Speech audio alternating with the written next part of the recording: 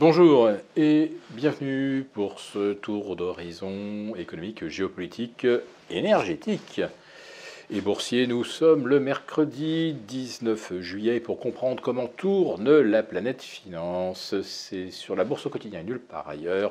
Et l'épisode du jour s'intitulera « Le gouvernement électrocute le pouvoir d'achat des Français ».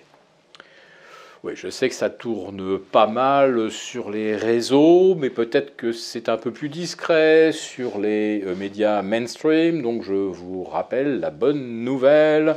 Les tarifs de l'électricité vont augmenter de 10% à compter du 1er août, après avoir déjà augmenté de 15% au 1er janvier. Et on devrait avoir 3 hausses supplémentaires de 15%. Pour que les tarifs accordés aux particuliers correspondent aux tarifs officiels de l'électricité. Je vous rappelle que Bruno Le Maire, il y avait un an, jurait ses grands dieux que non, les Français n'auraient pas à supporter l'envol des tarifs de l'électricité causé par cette machine infernale qui s'appelle le marché commun de l'électricité.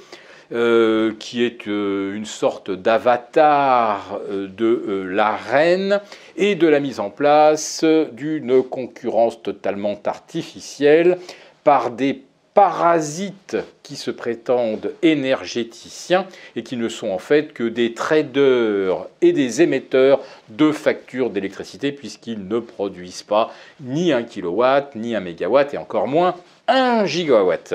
Donc, le principe de tarification plus cette fausse concurrence aboutissent à ce que le prix de l'électricité a triplé ou quadruplé même pour certains usagers en l'espace de 2 ans. Et la guerre en Ukraine a bon dos, puisque je vous rappelle qu'on avait déjà vu le prix du mégawatt atteindre les 400 € 6 mois avant la guerre en Ukraine, tout simplement parce que c'est le gaz aujourd'hui qui sert de référence. Et ce qui est extraordinaire, c'est que le gaz a reperdu 90% de sa valeur depuis les pics de mars 2023, mais le prix de l'électricité, lui, maintenant, il atteint les 240 € le mégawatt ou 0,24 le kilowatt qui nous est facturé. Et c'est pas fini, il faudrait qu'on aille au-delà de 30 pour un coût du mégawatt qui, lui, est produit à 60. Autrement dit, bientôt, on paiera l'électricité 5 fois plus cher qu'elle n'est produite.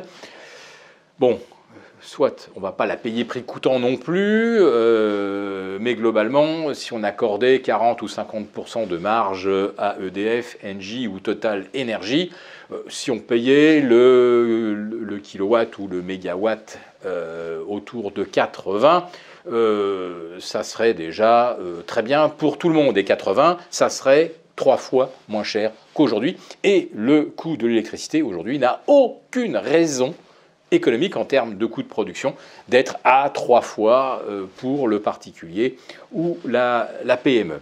Donc, pourquoi est-on dans cette situation ubuesque? Il faut le répéter une fois encore, parce que les mécanismes européens sont des totems, des vaches sacrées. On ne peut pas revenir là-dessus, alors que les Espagnols et les Portugais se sont tirés juste à temps et ils ont bien fait ô combien. Et c'est d'ailleurs pourquoi en Espagne et au Portugal, l'inflation est retombée à 2%.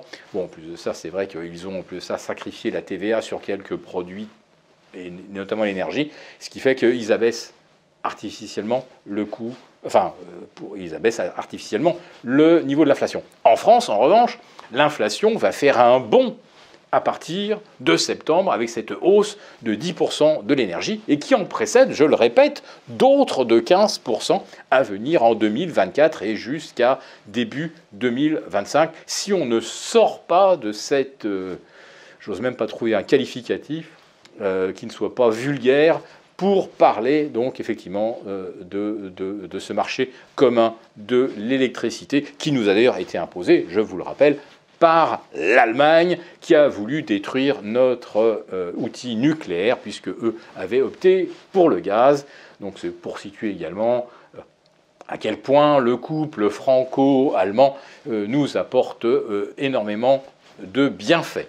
Donc, le gouvernement, je le dis, électrocute notre pouvoir d'achat, va empêcher évidemment l'inflation de refluer de façon significative d'ici la fin de l'année, mais c'est surtout le pouvoir d'achat qui pose problème. Et aux États-Unis, ça commence à être le cas également, puisqu'on a vu la consommation, les ventes de détail, se tasser à plus 0,2%, et on considérait déjà qu'à 0,5%, c'était pas brillant.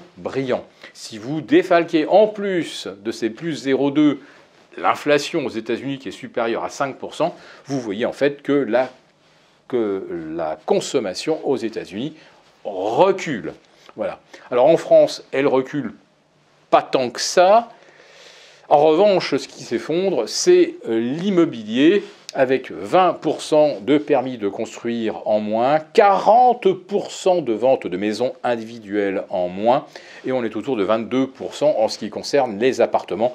Donc non seulement les ménages vont se faire plumer par les coûts de l'électricité, mais ils vont également, pour ceux qui ne peuvent pas acheter, être bientôt confrontés également à une hausse des loyers, puisque comme on ne construit plus et que l'offre est très réduite, eh bien, ce qui est rare est cher, et donc les Français vont également se prendre une hausse des loyers.